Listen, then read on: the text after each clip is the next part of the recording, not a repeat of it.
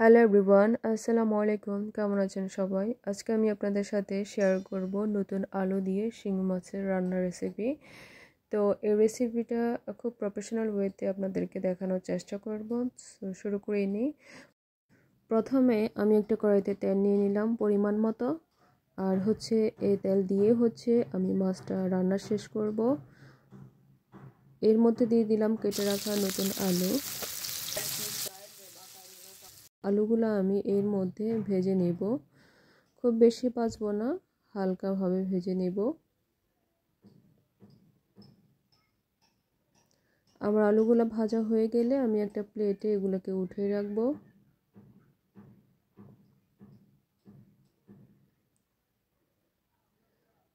এরপর আমি ভাজবো শিং মাছগুলো।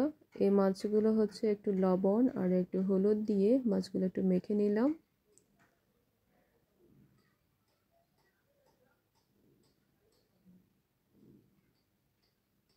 এবং তেলের মধ্যে ছেড়ে দিলাম। এটাও হাফ ভাজি হবে, খুব বেশি ভাজি করব না।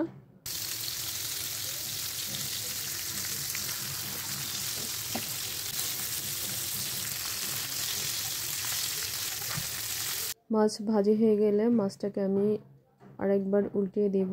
এক পাশ ভাজি হয়ে গেলে আরেক পাশটাকে আমি উল্টে দিব। দেন মাছগুলো ভাজি হয়ে গেলে এ পর্যায়ে মাছগুলোকে আমি একটা বাটিতে উঠিয়ে রাখবো।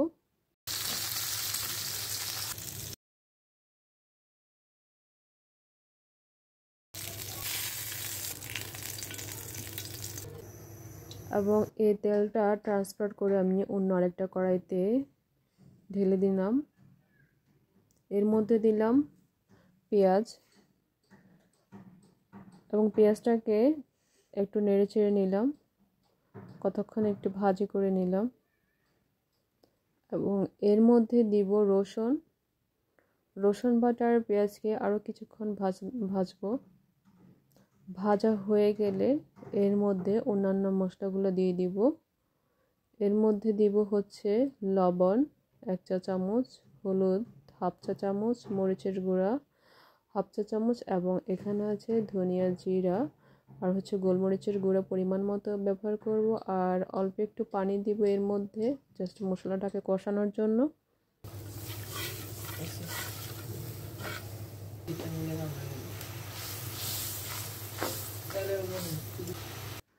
মশলাটা কষানো হয়ে গেলে এর মধ্যে আমি দিয়ে দেব আলু।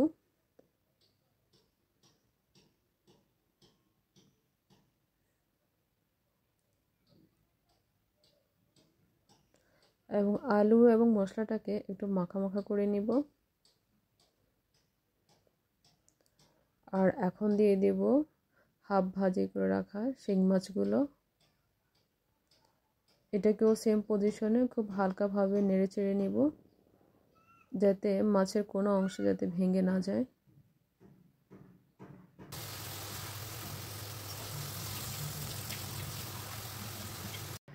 এবং এই ফাইনালি মাছটাকে রান্না করার জন্য পরিমাণ মতো পানি দিয়ে দিব।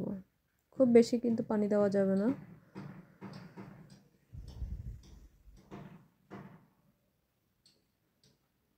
এর মধ্যে দিয়ে দিব টমেটো এবং পরিমাণ মতো পানি দিয়ে দিব। মাছটা রান্না করার জন্য যতটুকু পানি দেওয়া দরকার আমি অতটুকুই পানি দিয়েছি। আর এর মধ্যে দিলাম 2 পিস কাঁচামরিচ এবং ঢাকনা দিয়ে এখন ঢেকে দিব। জাস্ট কিছুক্ষণ পর পর চেক করব যে ঝোলের পরিমাণটা কমেছে কিনা। আর এ পর্যায়ে আমি ঢাকনাটাকে উল্টিয়ে আবার মাছগুলোকে উপর থেকে নিচে নেড়ে চেড়ে দিব এবং খুব আলতোভাবে মাছগুলো উল্টাতে হবে, যাতে মাছের কোনো অংশ ভেঙে না যায়। আবার ঢাকনা দিয়ে ঢেকে দিব। এবং ফাইনালি আমার ঝোলটা যদি আর একটু কমে আসে তাহলে আমি এর মধ্যে দিয়ে দিব কেটে রাখা ধনেপাতাগুলো। আর ধনেপাতা দেওয়ার পর 1 থেকে 2 মিনিট আমি এটাকে কুক করব।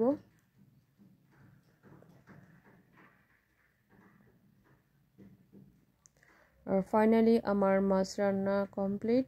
দেন আমি এখন একটা বাটিতে তুলে নেব।